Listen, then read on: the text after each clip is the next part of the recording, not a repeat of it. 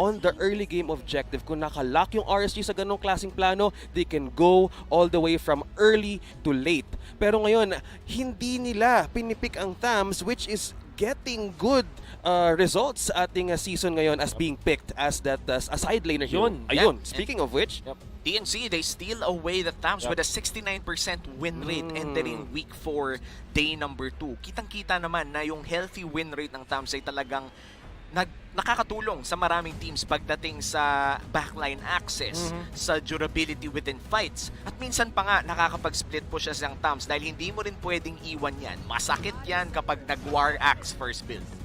May available pa na interest na pwede i-pick ng RSG like Yuzong, for example. Pero Tigreal ang kanilang pinili. First ever. Oh yeah, this is MPL Season 8. And as expected yung TNC, di ba, na-mention natin kanina, bakit hindi nila pinapansin yung Thams na may potential kasing maging pick-up pa yun ng RSG. At tama nga yung hula natin na nanakawin siya ng TNC dun sa kanilang fourth pick. Now TNC, just looking for their either mid lane or yung kanilang gold lane. I'm thinking actually isang Farsa para sa TNC. And that's on cue. Nice call. Wolf on the predictions, ladies and gentlemen. Tinapos na ang ating pickings ngayon and we will now head to our game. But Benedetta also for the final pick of RSG with the good counter and cancel of that ultimates with the eye for an eye. But to continue the zone, I think TNC is getting more aggressive with their map control din. Yep, definitely. I would say that I'd like to see this Farsa in the gold lane rather than in the mid lane.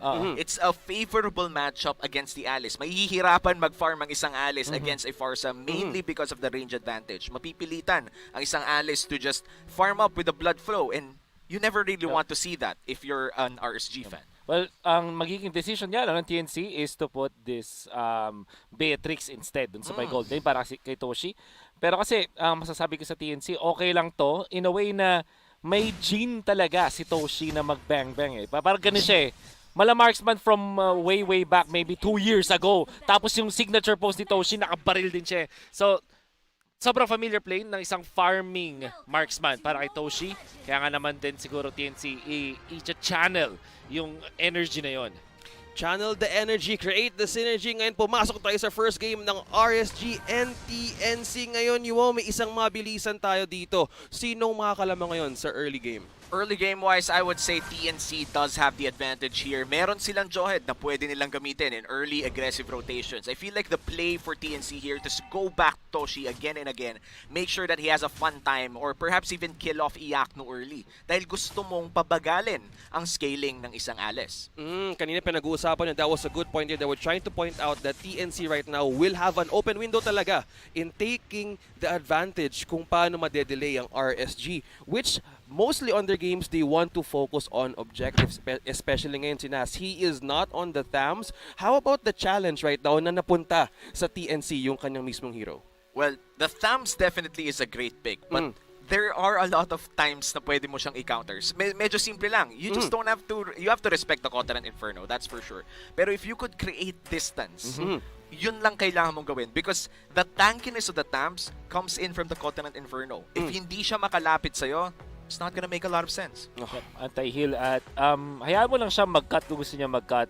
Pero meron ka na, ang pwede mong gawin para din maka-counter yung Thams is take advantage mo yung range ng mga heroes mo like Beatrix as well as Farsa. Para naman sa TNC, gusto ko yung ginawa nilang dual lane dito tapos challenge pa ng RSG dun sa may top lane.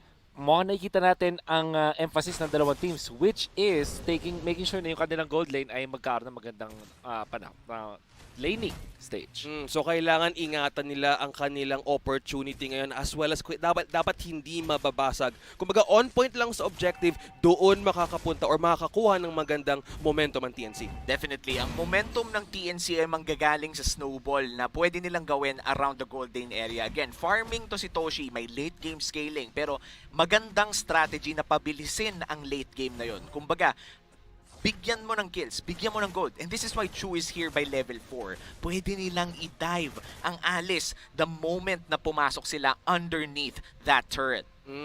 Merong pagkakataon pwede mo hold, but si P-God kukuha dito ng kailangan niya munang tumakas from that engagement, medyo napaaga dito ang bisita ng RSG, but TNC is slowly rotating faster than RSG ngayon. Pero dahil alam nila kung saan papunta, kung pwede ma-deny ang kanilang progress. Yeah, and speaking of progress, Turtle already up. RSG has better control over that area. Kailangan makagawa ng play dito si Light to establish a little bit of control. Nats though, level 4, magandang pwesto to for an Electo final blow. But level 2, oh, Light goes down. Jawhead hindi muna nakaabot doon sa isang contest na damage. Medyo tumaas. Toshi will have that trade 1-1 with the backline fire there. Mukhang RSG ang makakuha ng turtle. But from the bot lane, Der and Nats with the contest with the one-on-one. Electo final blow release for an aggressive chance to take him down. But Nats going down low there. Oh, medyo naging defensive lang doon para mapaalis lang mismo sa lane. We didn't even have to do anything much. Literal, nag-Counter Inferno, nag-Vengeance. The Benedetta, kailangan na niyang umalis that moment on. And TNC, even if they lost the turtle, Toshi, hindi natin nakita sa camera, sobrang sayang. Na solo kill niya si Iakno. Walang assist yun. Mag-isa siya. Arguably, ang isang Beatrix, lalo na pag nakakuha ng ulti, ay lalamang na doon sa isang Alice. Kasi yung Alice, hindi na siya pwedeng magbato basta-basta ng kanyang flowing blood. Pag nakita ni Toshi yung opening na yon ni Beatrix, kokombohin niya yung Alice, especially after ng flowing blood. Kaya naman makakakuha siya ng kill. I love it. Light, kumbaga ngayon ng TNC, what they need to do is tamang precision, tamang positioning lang kailangan nilang gawin for RSG just to make their composition work. Kaso ngayon, I think RSG is just making them use these resources. But Toshi here being pushed back by Heath. Light mukhang natrap doon. Here comes the Calvary. Tatlo ang sasalubong na wala doon si Iakno.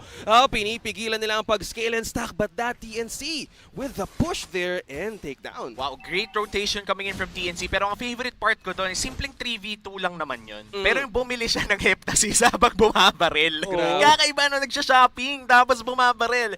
Still gets an assist in that entire exchange. Toshi definitely playing well 4 minutes in.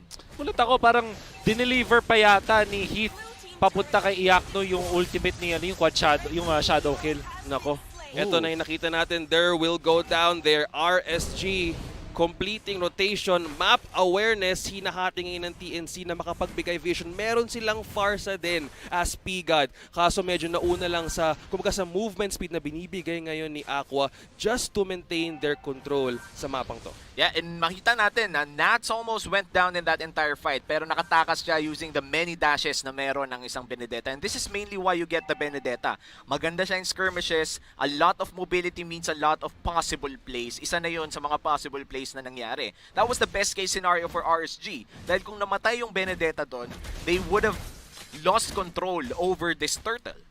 This will be a contest here. That is Chou and Light. Merong payong sa bush. At ngayon, meron tayo ngayong magaganap na isang depensa. O Light in trouble. He'll Jawhead. Tatlo ang makakuha sa kanito. Aqua takes in for the kill. Walang nakalapit doon sa turtle. Medyo nagkaroon pa ng alinlangan. But Chou going in for two members of RSG. Depensa sila ngayon, but P-God will be escaping by wings.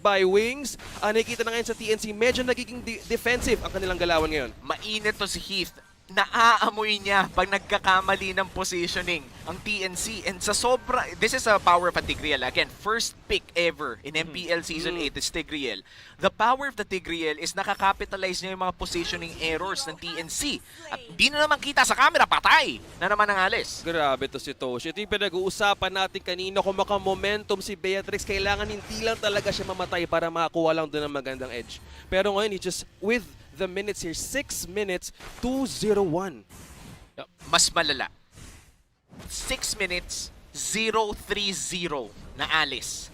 Sobrang lungkot nito para sa RSG because ito yung late game insurance mo eh. Dito ka umaasa na meron kayong pag-asa by the time na mag-scale up yung Beatrix. But at this point on, the Beatrix already scaled up. Mas mabilis na siya mag-item, may Heptasis na siya, papunta na siya sa pangalawang item niya. That means RSG, now they need to slow down the game. Di na pwedeng mag-angas-angas dahil pagka pumasok to si Toshi, you need to immediately kill him. Kung hindi, kayo yung mauubos. Kailangan mag-ingat ngayon ng RSG on not getting into team fights because Iakno with his standing, kailangan niya munang bumawi to get those stacks for the late game. So TNC might be dictating the pace. But now, cornering this area. They might be an initiation. Ito na si Aqua going down low. Quad shadow kill for Chou. Naipit sila doon. Demon Kite follow for Heath. Nandito na ngayon nakakuha ng isa. Pigad na wala na rin si Thur. Light will be in trouble here, but there and Chou. Uy, nagpalabas ng electrifying for Nats there, but this maintaining and pushing them back. Kumukuha ng momentum, and I think TNC will be getting this air, but RSG still maintaining the security of the corners dito ng Turtle. Massive error coming in from TNC. Dapat alagaan nyo si Toshi because you already lost 2 turtles. The timing of the fights are very important. Yung RSG, lumalaban lang sila pag may palabas ng objective. Sobrang importante nun. Dahil the moment that they win that team fight, makukuha din nila yung objective. At bukod pa dun, up lahat ng mga battle spells nila for most of the fights that they take. RSG, they're playing the macro game better than TNC kahit nakakasabay sa micro ang TNC. Mind games na pinapakita nila ngayon, pero as of this point, almost 8 minutes, 2 turrets down. Gold lead hindi ganun kataas. But on this kind of state, Wolf, anong pwedeng mabawi ngayon ng TNC just to get into the groove? Kailangan nila mag-team fight, mag-group up as 5. Napakaganda na kanilang 5 months sa ngayon. Lalong na maganda naman yung launch pad nila when it comes to items. Sakto pa, nakuha na yung Blade of Despair para kay Toshi. So, ang lakas nilang kumuha ng kills. Tapos, malakas din sila magpatumba ng Torre. If they utilize this Beatrix na, pati yung long-range artillery support nitong si Pigad, makakuha sila ng pagbawi dun sa ating team fight prowess nila. P-God, and also madaming pick-off potential ngayon ng TNC. All they need to do, as you were saying, kailangan lang nila i-utilize ang air na pwede lang i-cover with the AOE damage as the Farza. Meron din silang TAMs to also contest that. But for this, I think they will be pushing in, destroying resources. As of this, 0-3 pala na si Iyaknu, but looking at the stats also from Toshi, 2-1-1 rin. He had fallen, pero hindi naman ganun kalakas or hindi man ganun kalala yung impact nun as for Beatrix. The game is still dead even. 25k on both teams. Lamang pa nga yung RSG ng 100 lang. At this point, divided lang yung gold. You would want Iyaknu to have more gold on the side of RSG, pero okay na okay din lang na si Demon Kite yung pinakamayaman right now. Dahil tignan mo yung bawas nito mamaya. Ito na to. We have Pigad going down. Farsa nagkulang dun sila sa pag-check. Kinukorn ng RSG waiting in. Demon Kite with the punch. Susuntokin na ba dito si Light? Nagalit sa hangin, Nagalit sa hangin si Idol. Nakita mo yung naka-full Shadow stack boxing. na. Shadow boxing. Shadow boxing. Warm up lang kayo naman. Naalala mo si Ipo, di ba yung kinukuha niya yung mga dahon? Parang ganun lang. Hinila si Heath. Pinalik ulit sa Torre dito, but that is TNC responding for the damage. Heath will be in trouble from that initiation, but that is one more kill for TNC. Medyo nagkakaroon sila ng groove here sa pag-initiate doon. Medyo binabawi din nila yung pag-burn ng resources ng RSG ngayon eh. Yep. Actually, sayang yun. We laughed about it, yung shadow boxing, pero sobrang sayang yun eh. That was a full combo with a knockout punch on a champion stance boost. Magandang damage yun. They could have secured control over this one, pero killing spree for the Hayabusa. It continues to happen dito sa TNC at RSG. Pinalik doon mismo sa Torre. Grabe ang TNC. Sinalubong pa ni Nats, sinalubong pa dito ni Iyaknu. Kaso, na-spread out sila dito. Hindi mo na makapag-combo because the position of the third is still up for TNC. Naging maganda ang pag-take nila doon sa mga trades. Iyaknu is now online. Matapos siyang iwanan. 0-3-0, not a good start. Might be a steal though. Panoorin mo yung Hayabusa. Bumalik. Ito na, binabantayan TNC Light.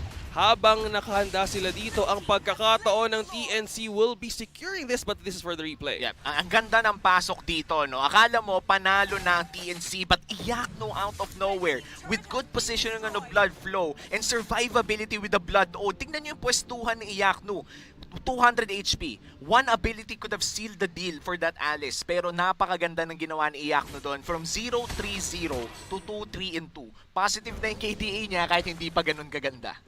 So ngayon ang RSG nakakabawi na sa loss nila during the early game, and the Lord will be sieging in the top lane. So this will be a pressure for TNC to what resources naman ang pwede nilang gamitin, but they are now ready for the positioning here against RSG. Maganda yung wave clear ng TNC. Meron silang Farsa at Beatrix. Pwede mag-rocket launcher doon si Toshi. Tapos siyempre may Feather Dare Strike. Napakadami nilang ways para dumepensa. Kaya naman yung RSC, kung papansin mo yung movement sila, hindi sila super duper group top. So kailangan nila din i-manage yung strength ng kanilang pag-push. They need also to be careful. So baga, what you're trying to say is kailangan maging cautious sila in every decision now since it's getting almost close. Kaso umaabot na rin tayo sa mid to late with an Alice standing niya. How is this going well with the RSG? RSG going well for them. May Lord pa sila, no? Ito na yung cash-in moment nila. I would call it as the cash-in moment dahil nagtiis pogi sila nung early game. Tiis pogi yan, 0-3-0. Si Demon Guide lang may pera. Pag mintes ang mga suntok, pag nag-shadow boxing, kailangan mag-give up ng objectives. Maraming tiniis ang RSG nung early game. And TNC, props to them, napakaganda ng ginawa nila ng early game. Pinilit nila yung mga ganun. Pero the problem with TNC is that even if they forced uncomfortable fights and won them, wrong timing. Kasi the fights na napanalo ng RSG, may objectives, may kapalit, may dagdag, may +1. Oh, I like it. Kumbaga, merong, kumbaga, in any resources, they also want to take advantage kung sino ang who's being tempted to go into circle na pwede nilang kunin. And simply put, parang ganito lang. You won a team fight as TNC, tapos wala kayong nakuhang turtle, wala kayong nakuhang turret. Pero parehas lang, 1-1, sabihin natin ganun. Pero yung team fight na napanalo ni RSG, may nakuhang turtle, may nakuhang turret, ibang-iba yun. Team gold yun. Kaya napaka-competitive ng game natin. Parang ang dito yung TNC medyo nagkakahiya. Ewan ko, nagkakahiyaan sila or parang medyo bad mood yata sila sa isa't isa. I'm not saying literally, by the way. Pero at least yung language kasi ng mga players na in-game mismo, naghihiwalay sila, nagdi-disperse sila after winning an objective at winning a team fight. Hindi sila nag-objective. Hindi mo pwede mangyari yun. Kasi yung RSG, kahit pa sabihin natin na maganda yung simula ng TNC, the moment na nakakuha sila ng objectives, parang binibigyan din nila ng extra gold si Iakno. At ngayon, parang wala na lang din yung 3 deaths ni Iakno. Parang non-existent na nga talaga dahil complete shift in terms of gold lead. Kanina medyo even pa tayo pero ngayon RSG 5k gold lead. Pagkakuha ng Lord. Again, that is just a level 1 Lord. Grabe, 9-6 standing. Almost 13 minutes in. Ang nagiging challenge ito ng TNC. They were having the chance kanina on the early game pero now with RSG closing all the resource which pwede sana makuha ng TNC. They're trying to close the map ngayon na pwede sanang ibigay ni Pigad. And ito purple buff nakuha na rin ni Iakno. That means hindi na niya kailangan patayin yung Blood Oath the moment he enters. This is really good for RSG. Pero na-clear out naman na yung Lord, which is good for TNC. Now, for TNC, the thing that they have to do right now is not to play defensively. I feel like we're past the point na pwede pa kayong mag-defensive play dito. Mainly because the Alice would only get stronger and stronger. Siguro may isa lang kayong kailangan antayin. Isa pang item para kay Toshi or kay Chou. Other than that, you need to fight. So you're saying the time is now not to waste any moment for RSU. While TNC has the chance, makikita natin na kanilang pagkakataon to just push forward with RSG's defenses. Actually, baka nga the time is over. I don't wanna be yung ayaw maging negative dito mga pre, pero kanina, nung saktong-sakto nakuha ni Toshi, BOD, tsaka yung kanyang Heptasis, if I'm not mistaken, go time na sana yun makakuha sila ng maraming kills, ma-abuse nila yung fact na si Iakno ay wala pang items doon kasi back then wala pa siyang Winter Truncheon. So, pwede sana sila mag-push. And mayroon din namang items na doon si Chou. And as well as yung ating Thamus na kaya nang magpakunat. So, yun sana yung timing ng TNC. RSG nakapag-recover na sila. Siguro ang talagang problema na lang ng RSG kung sakaling magkaroon ng problema is pag na-force yung mga ultimates nila. Katulad ng Implosion, syempre yung Winter Truncheon kaya yung ultimate niya ngayon, hindi na yun yung ultimate. At tunay na ultimate ngayon, Iakno yung Winter Truncheon. Yun yung ultimate timing niya sa ngayon. Na, kasi anything else, para kay Iakno, mataas na yung uptime. Eh, eto dagdag ko din lang. Napakaganda nung pinakita ng RSG in the mid-game fight. Sabi mo kasi hindi yun na yung oras para mag-push talaga ang TNC. Feeling ko sinubukan nila. Okay. Kaso nagkamali sila in terms of execution. Dito na papasok yung mga micro plays. And I feel like you were reacting ng time na yan. Sabi mo, my God, Iakno. Kahit ako nasa isip ko, my God, Iakno, 200 HP, pumapasok ka pa rin. Wala pang Truncheon yun. Kinombo na siya doon nung nandun na yung far side. Yung Kagura, ito yung stark difference between two players. Si Kagura, pauwi yung dash niya, tapos namatay pa rin siya. Si Iakno, imbis na umuwi, sabi niya, okay, what if, pagkatapos ng stun ko, sumugod na lang ako instead. And it proved to be better. Iakno, sobrang calculated niya. Hindi naman ito yung unang season na masasabi nating napakalakas ng alis ni Yakto. Actually, MPL Season 6 pa lang, iba na yung pinakita niya with the alis ng kanyang former team sa ONIC Philippines. Nung Season 6, kinakatakutan na to. At right after 2 to 3 games, biglang autoban na against ONIC Philippines yung alis na yon. So, this is not something na unfamiliar kay Yakto. Kaya nga naman, may differential, may difference yung naging reaction ni Kagura tsaka na nakita natin mula doon kay Yakto. So you're saying going back to their roots, RSG right now, nagkaroon sila ng medyo bumpy start on the early game. So nagkaroon sila ng kumbaga in a mindset, meron tayong high risk, high reward factor na kung gagawin natin too early, doon nang nawala ng pagkakataon yung TNC just to push forward with their chances. Somewhat like that. Somewhat like that. Parang ganun.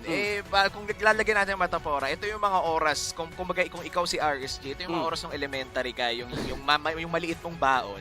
Hindi mo gagastusin yan. Hanggang matapos yung araw para makapag-fishball tsaka coke ka. Tama. Diba? Yun yung masarap. Yung kumbaga, matatapos yung araw mo, tiis gutom ka buong early game. Pero by late game, may payoff na napakasarap. So, sana mabalik natin yung mga ganun, yung mga moments. Pero, syempre, stay safe muna tayo sa COVID. Oo nga.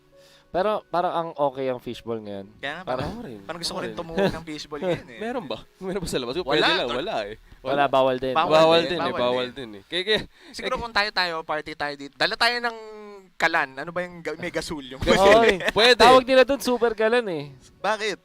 Di ba ano yata yun? Brand lang or branding, parang ganun. Branding. Basta naalala ko noon kasi mahilig kang sumali sa mga Boy Scout na noon, time na yan. Mga jamboree, di ba? At kailangan may dala kayong super kalan, tawag yun. Para laging handa. Super inat naman ng laban na to dahil 14 minutes in na, 9-6 ang ating kill score, tas may 5K gold lead. We have now our chance here for TNC. Will they bounce back and recover na nga ba for RSG? But daw, binibigyan sila ng isang mahirap na pagkakataon. The challenges being served now for TNC can be crucial. But if they take this step, yes, they missed the chance. Pero if they wait, maybe if they do this defensively and take the Lord, might change things pa. Yes, this is something that RSG, sila na yung magiging rason kung matatalo pa sila dito. And with that being said, Demon Kite almost going in dito kay Dare and munti kang masabing Dilar, ang lapit. Dare. Pareho, pero may D tsaka R pero going back, muntik na yon with the conceal. Oh, the push, that is Heath trying to take this purple, hindi mo na makalapit but Nats being in the middle of TNC right now, being passively spamming out TNC kung gusto nyong kunin or makakuha ng isa sa amin. They're putting the state to decide. No! Light goes down. No initiator. Wala magiging alley-oop ngayon for TNC. Pero ang RSG mukhang kukunin na to ang Lord. This is free. This is free. Walang nakakalapit. P-God might be the one to give chance but no! Kinuha na ng RSG ang Lord. Maybe this will be the chance of RSG just to push in and take down the last defenses. They could do that and I just want to point out that Light he feels off. Medyo wala siya sa laro niya ngayon. Sanay ako na nakikita ko si Light na siya yung nagko-command sa TNC. Kumbaga kung ano yung gagawin niya, susunod yung TNC. Pero parang hindi sila masyado nakakapag-usap ngayon. And I'm not saying na hindi magaling si Light. Ang sinasabi ko dito, parang hindi sila nag-uusap ng maayos. Bakit nandoon si Light at lahat ng tropa niya ang layo pa? Why did Light contest that Lord super early? Kaya nga parang kung isipin nga yung ginawa din ni Heath, the word is elementary. Medyo textbook yung pwestuhan ni Heath doon. Tapos nakahuli pa rin siya ng isang Joed. Free to yung Lord para sa RSG. Ito na ata ang laban. Papasok ng Lord sa taas. Quad shadow kill but that's initiating going into the base. Taking one more dito sa unang or sa last third ng TNC. They won't go down easy here. Ayan na yung initiation kay Chou. Ako going to be on the low. Ngayon, RSG will be retreating. Medyo tinamaan sila dun ng sakit galing TNC. This is the power of the Beatrix pick. Umabot na tayo sa late game. We're 16 minutes in. Yung rocket launcher, grenade launcher na meron to si Toshi, ang bilis mag-clear out ng minions. That was a 4v5 and that was a Luminous Lord. Pero hindi nakakuha ng dalawang inhibitor turret ang RSG. They only got the one in the top side. Other than that, mukhang makakalamang pa ang TNC dito. But how much time do they actually have until makapasok ang RSG? Good question there. Kumbaga, if they will have this miscalculation the side of TNC, it won't go down or kumbaga it won't do any good right now. Kung magkakaroon ba sila ng konting may hesitations pa sa pag-initiate ngayon for RSG. And why is this happening right now even at this point? Well, yung TNC kasi magandang wave clear nila. Masasabi ko dahil inuulit nga natin mula sa kanina, meron kang rocket launcher or grenade launcher, tapos meron kang grenade launcher. It is a grenade launcher. It is a grenade. Tama, grenade launcher. Tapos meron ka bang Farsa. So, surely, may clear talaga yung waves. However, ang problem with TNC, wala sila nung parang outright scaling na bumababad sa teamfight kind of hero. Sabihin natin yung Beatrix, mataas yung kanyang scaling gamit yung kanyang items. Kaso, nagre-reload kasi ang isang Beatrix. So, hindi siya katulad ng isang Alice na pwedeng mag-activate ng ultimate niya forever. O kaya naman ng Pakito na kahit hindi tumatama yung skills, ay pwede pa rin niyang gamitin over and over again dahil dun sa reset factor nga. So, yun yung problem ngayon sa TNC. Meron silang bridge papuntang late game, pero wala sila nung heroes mismo sa late game. Yung pwede makapag-soak up ng damage from RS, yun yung kulang sana na pwede lang ibigay because they were really doing good on their lineup right now. Even on this 19-minute mark already, they're still holding it strong. Kumbaga, with Toshi's, kumbaga yung sinabi ni Wolf na yung open window sa pag-reload. Freezing lanes. Freezing lanes! Taking small window of opportunities will be the key for RSG. On point ang macro game galing sa RSG. Kanina pa natin pinag-uusapan ng timing ng mga fights ng RSG. Lagi nilang inoorasan ng mga objectives. Ang ganda ng mga pasok nila, calculated ang mga engages. Kahit hindi tumatama pa pinsan ng Pakito, alam pa rin nila ang proper na oras kung kailan dapat sila nag-engage. Ngayon, pansinin nyo yung mga waves. The moment na mag-crash yan sa TNC, open na open ng Lord para kunin ng RSG. And this is how you win games even before fighting. This will be the resources na kakailanganin ng TNC to contest if they want to take this further. May malakas pa rin silang heroes here just to go on head-to-head for RSG. So you're saying hindi pa to ang pwedeng, kumbaga, ang daan para matalo sila? Well, I would say na parang medyo okay pa naman si RSG. Si TNC, they could still go for this engage, especially during the Lord take. Though, mawawalan sila ng inhibitor turrets, that's for sure. If they go against the Lord, mawawalan pa rin sila. Either way, mawawalan sila. Yeah.